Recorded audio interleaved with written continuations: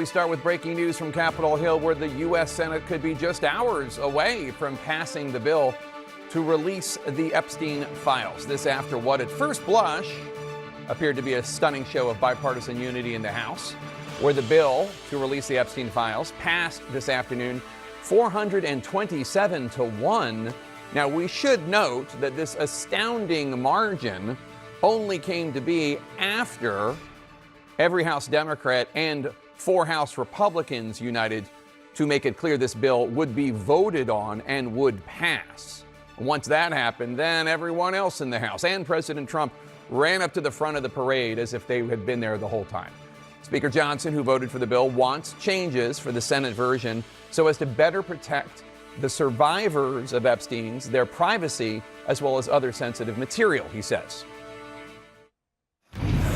There's an easy way to amend the legislation to make sure that we don't do permanent damage to the justice system, and I'm going to insist upon that. If there's no changes to the bill, will you urge the president to veto it should it land on his desk?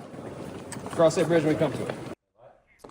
Now, Senate Majority Leader John Thune says it's not likely that changes will happen. And we should note the legislation as it stands clearly says, quote, the Attorney General may withhold or redact personally identifiable information of victims or victims' personal and medical files, unquote, and any material that depicts injury, physical abuse, death, or child sexual abuse, or would jeopardize an active investigation or national security. President Trump says he would sign the legislation, although as commander-in-chief, there are legal paths for him to compel the Justice Department to release the files without the Congress getting involved at all. He could do so right this second. President Trump today attacking an ABC News reporter for asking the simple question why he wasn't pursuing that avenue. You're a terrible person and a terrible reporter. As far as the Epstein files is, I have nothing to do with Jeffrey Epstein. I threw him out of my club many years ago because I thought he was a sick pervert. But I guess I turned out to be right. In point of fact, that reporter is a nice person and a good reporter. The president threatened ABC's broadcast license moments later, and over the weekend, when a Bloomberg reporter, also a woman, asked him about the subject, he said, "Quiet, piggy." Why such a short temper on this topic, Mr. President? Today, a group of the survivors of Epstein's abuse and trafficking, accompanied by lawmakers and the late family of the late Virginia Giuffre, another abuse survivor, took to Capitol Hill to remind leaders what this is all about: justice for the victims. And several demanded more from President Trump. To the President of the United States of America, who is not here today, I want to send a clear message to you. I do understand that your position has changed on the Epstein files, and I'm grateful that you have pledged to sign this bill. I can't help to be skeptical of what the agenda is. Show some class, show some real leadership, show that you actually care about the people other than yourself. I voted for you, but your behavior on this issue has been a national embarrassment. Wow. Joining us now, Spencer Kuvin. He's one of the attorneys for survivors of Epstein's abuse and trafficking. Thank you for joining us. How are your clients and other survivors feeling now that this bill has passed the House almost unanimously?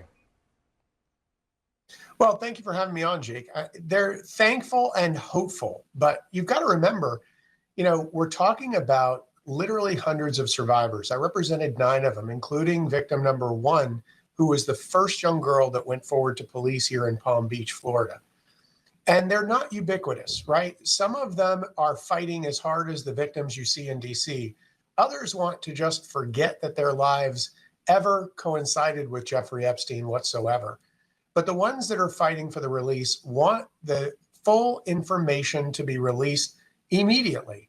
And as you pointed out in the broadcast just now, President Trump has said time and again that he could declassify information at the stroke of a pen. In fact, I think he was quoted as saying, just by thinking of it, he could release classified information. So release it all today. Speaker Johnson has expressed concerns about whether this legislation does enough to protect the privacy of the victims, especially those he just referred to who have not come forward. Do you share his concern? The legislation allows the Attorney General to redact their names and any identifiable characteristics. But do you think that needs to be solidified?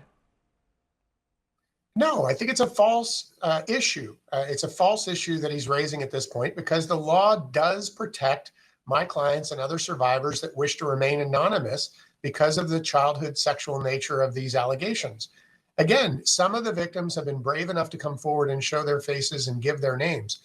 Others have chosen that they would like to still remain anonymous. And this law provides for that.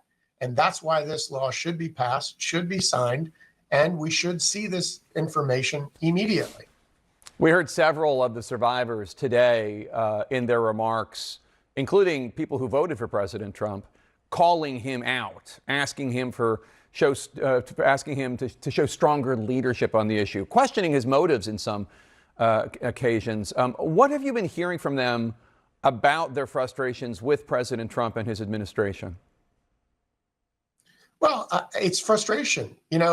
I said today that this is a double U-turn, right? During the president's campaign, he promised that he would get to the bottom of this and release information. And a lot of my clients, along with a lot of other United States citizens, voted for him because of that. He then got into office and apparently was shown what's in the files and changed his mind, or he was briefed on it by the Attorney General. There's no reason why he should have changed his mind. This information needs to be released. And now when he realized that he was about to lose the fight in Congress and it was going to be passed with an overwhelming majority, he then changed his mind again and said, go ahead and release it.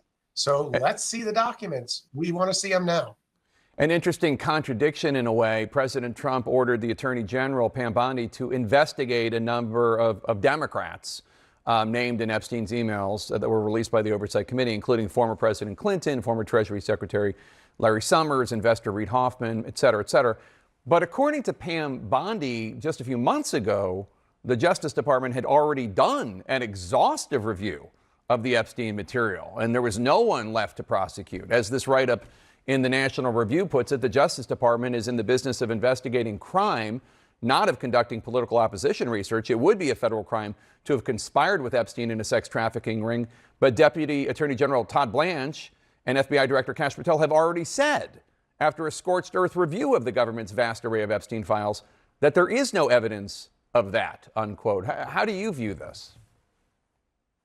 Well, it's interesting. And I think that this is a dangerous point that the president has raised now, because as Representative Massey has pointed out in a number of press conferences, that if there's an open investigation, the Department of Justice can keep certain investigation materials confidential.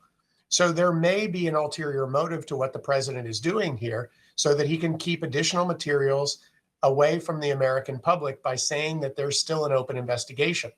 But if they attempt to do that, I have a feeling that there are a number of victims that will file suit under the new law that is passed to force the federal government, based on what you've already just shown, to make sure that this information is released.